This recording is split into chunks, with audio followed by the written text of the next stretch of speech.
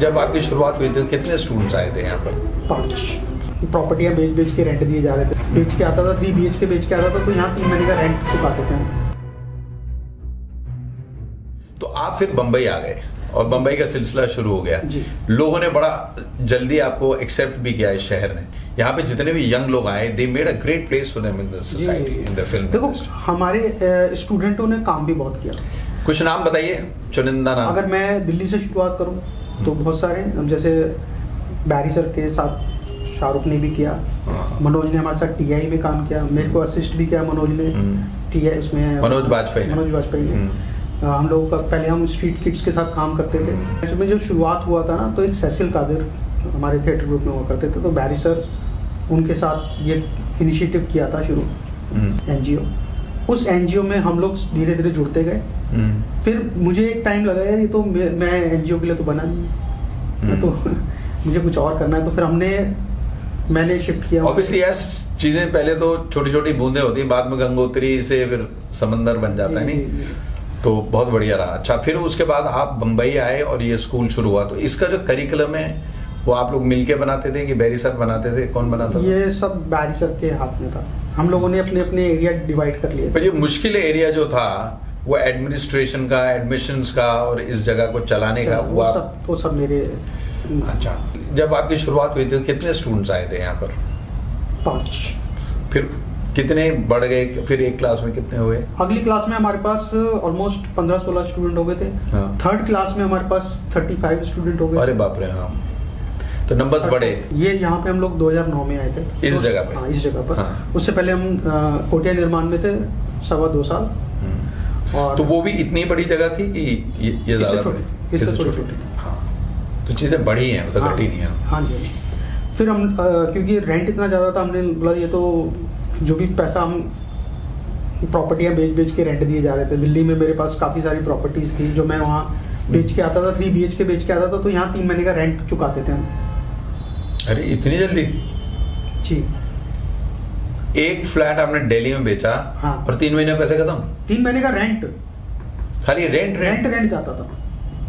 क्योंकि क्या हुआ, फिर उसके बाद से वापस से स्टूडेंट कमाने लगे ना। वो तो है ना, एकदम से एक स्लैब आया और फिर उसके बाद धीरे धीरे कम हुआ, तो फिर अप्स एंड डाउन चलते रहे।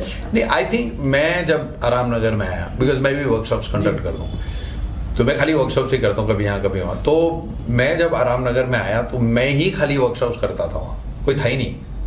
कुछ मतलब छोटे छोटे स्टूडियो अभी 25 बन गए, वो थे ही नहीं। उसके बाद मैंने ये सुना था कि ये वाला इनिशिएटिव खड़ा हुआ है। इसको देखने के बाद, और मेरे को लगता है मेरी वर्कशॉप्स देखने के बाद वर्कशॉप्स खड़ी होनी शुरू हो गई, और इसको देखने के बाद, आपकी इनिशिएटिव देखने के बाद और इनिशिएटिव्स बनने शुरू हो गए। And which is very good, you know, because एक तरीके का एवलॉन्च नहीं होता कि एक पत्थर खींचो तो पूरा पहाड़ नीचे आया। बिल्कुल, और होना भी चाहिए कि हर तरह के जो बच्चे हैं वो एडजस्ट हो जाते हैं। उधर हाई पेयर भी आता है, लोअर पेयर भी आता है, क्योंकि स्ट्रगल तो आपको पता है कितना है यहाँ पर। तो बच्चे चाहते हैं कि हम लगे रहें, कुछ ना कुछ करते रहें, छोटी छोटी वर्कशॉप ही मिलती रहे कम से। अब ये देखो ना, 2000 रुपये से लेके 30,000 रुपये तक की वर्कशॉप्स हैं। पर मेरे को पता है उनके बारे में, पर वो जो 2000 वाली है ना, फिर वो मूंगफली ही बेचते हैं बच्चे। जी। देखिए, अगर कोई भी चीज ना लग के करनी पड़ती है, वो लग के करेंगे कैसे? उनके पास पॉसिबिलिटीज ही नहीं। आपको मैं एक बात बताता हूँ, जो गांव के बच्चे आते हैं, जो बड़े एक्टर बन गए, वो एकांत से आए हैं। उन्होंने रात को चांद देखा है, उन्होंने रेलवे की पटरी पे जाती हुई ट्रेनों को देखी है, उसकी परछाई को देखा है, उसमें उन्होंने अपनी कहानियों को देखा है, उन्होंने अपने गीतों को देखा है, उन्होंने बारिश गिरती हुई देखी है, उन्होंने वो बाग बगीचे देखे हैं, उन्होंने वो पीले फूलों में गुजरे हैं जहाँ से यश चोपड़ा जी है ना अपनी फिल्में बनाते रहे। तो इसलिए वो इतना सारा अनुभव लेके जब यहाँ आते हैं, तो यहाँ पे आके उन्हें कॉन्ट्रास्ट मिलता है।